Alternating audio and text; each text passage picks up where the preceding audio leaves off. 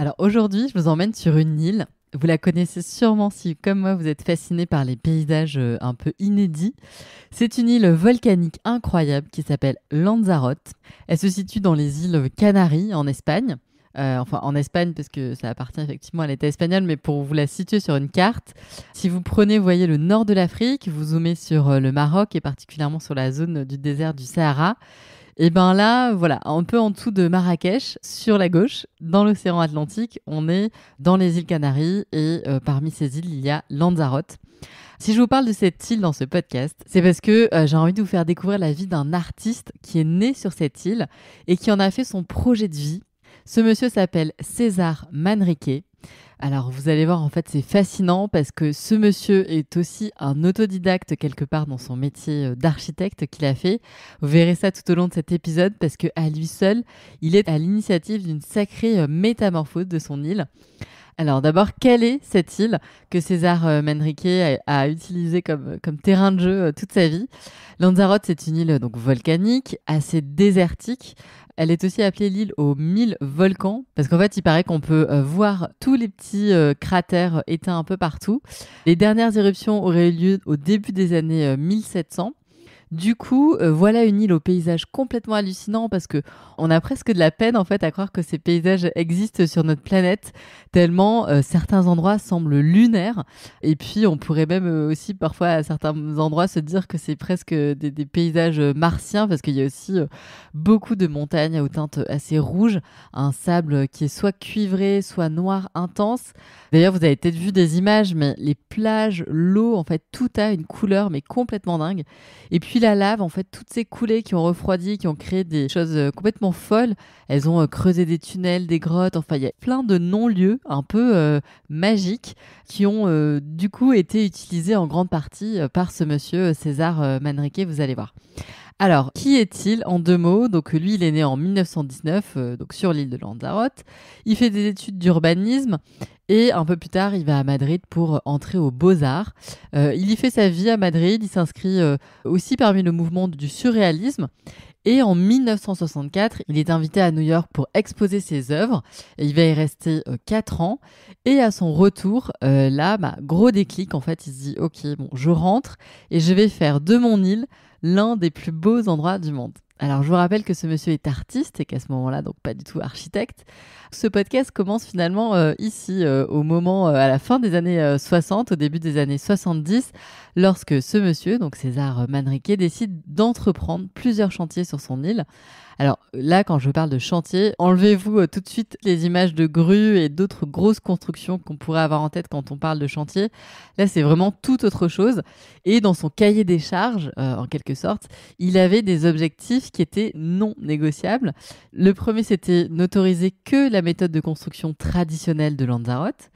La seconde, c'était de limiter le nombre d'étages des bâtiments à 2 et de supprimer aussi tous les panneaux publicitaires au bord des routes de cette île. Donc vraisemblablement, il ne ressort pas indemne de ces 4 années passées à New York. Et donc, pour le plus grand plaisir de nos yeux, des habitants et des voyageurs qui ont la chance d'aller visiter cette île, ce sont quand même des conditions assez confortables et qui permettent de découvrir des habitats complètement en harmonie avec le milieu naturel dans lequel ils s'implantent. Alors, le premier gros projet qui a vu le jour, c'est sa maison. Aujourd'hui, sa maison est devenue une fondation, en fait la fondation César Manrique. Il commence à la construire à son retour de New York et il y a vécu pendant 20 ans. Il faut savoir qu'en fait, son objectif, c'était vraiment de créer un dialogue entre la nature et l'architecture.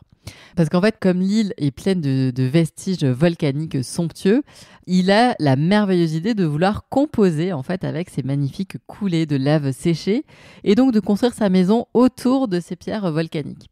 Et vous allez voir, sa maison est juste sans sas. Petit détail génial, en fait, l'étage inférieur est construit dans des bulles volcaniques naturelles. C'est-à-dire qu'en fait, ce sont des bulles d'air qui étaient présentes dans les coulées de lave et en se solidifiant, finalement, la lave a figé cette air, donc ce vide. Et donc là, résultat, dans sa maison, il y a 5 cavités vides qui ont formé en fait 5 pièces qu'il a ensuite reliées entre elles par des tunnels. Donc ces 5 petites bulles sont un salon, un atelier, une chambre et ensuite une pièce de vie, il me semble. Donc vous voyez, pour vous dire aussi à quel point il a vraiment fait avec ce qui était là, avec ce que la nature avait décidé de créer et de toutes ces imperfections, de ces contraintes, il en a fait finalement des occasions d'être créatif en s'adaptant à ce qui existait. Ici, à Lanzarote, il y a vraiment aussi une nature qui est très aride en fait.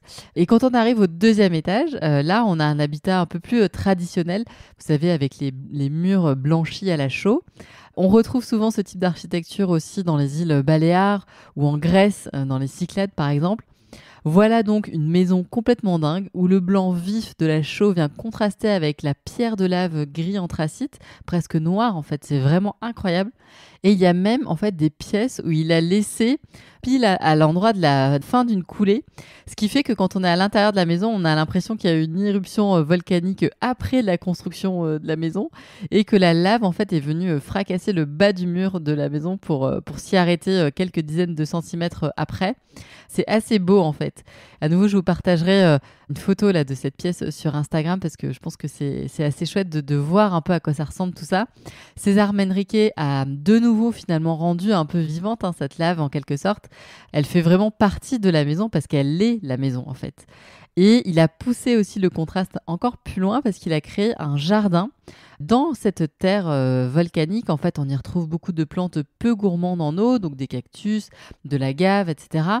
Bon, on n'aime pas forcément tout, mais en tout cas, il est arrivé à créer quelque chose de vraiment très poétique, presque improbable, parce qu'à première vue, on a vraiment l'impression que rien ne peut pousser dans cette terre qui est presque en fait de la cendre. Hein.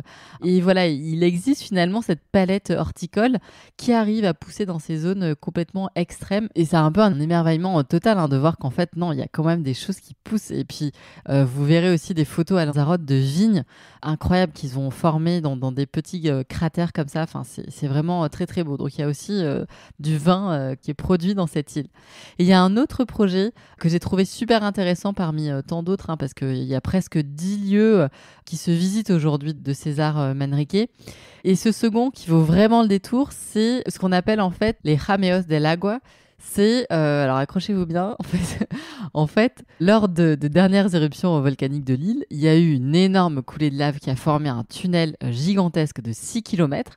Et en fait, Jameos, en aborigène, ça veut dire partie du toit d'un tube de lave qui s'est écroulé. Donc, en gros, je ne sais pas si je suis très claire, mais ce qui s'est passé, c'est qu'à certains endroits de ce tunnel, donc il y a la partie supérieure qui s'est effondrée.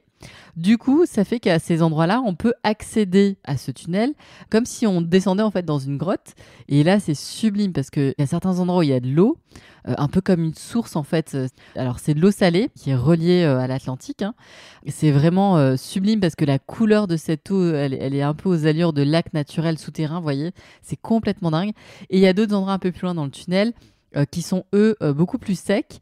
Et ils ont été transformés par César Manrique en lieu de vie.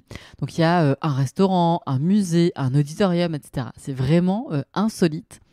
Et un autre point que je voulais partager avec vous avant de terminer cet épisode, c'est le fait que finalement César Manrique, il voulait certes que son île soit la plus belle du monde, mais il voulait aussi la préserver le plus possible et la laisser authentique en fait, éviter les ravages d'un tourisme de masse. Et je vous le disais en introduction, donc il a banni les pubs et il avait aussi fixé avec le maire de l'île à l'époque un quota de visites. Le maire avait aussi interdit la construction de tours vraiment disgracieuses pour loger des touristes. Donc ça peut paraître un peu rude en fait ces partis pris, mais c'est vrai que parfois il n'y a pas 15 000 solutions pour protéger un lieu ou un espace naturel. En tout cas, ce que je peux dire d'après mes recherches, c'est que ce monsieur est considéré vraiment comme un saint sur son île pour l'avoir préservé et protégé de la sorte. Et moi, je suis admirative de ces gens-là qui prennent vraiment la peine de créer des choses en se mettant des contraintes que personne ne leur impose, juste parce qu'ils sont émerveillés par cette nature que l'on a souvent presque l'impression de déranger. Quand on découvre ces endroits, voilà, ces paysages à la beauté saisissante, en fait, on se sent privilégié, chanceux vraiment. Et je trouve ça beau cet élan de vouloir ensuite qu'une seule chose, c'est préserver cette beauté et garder pour soi aussi ces petits endroits secrets qui nous font vibrer.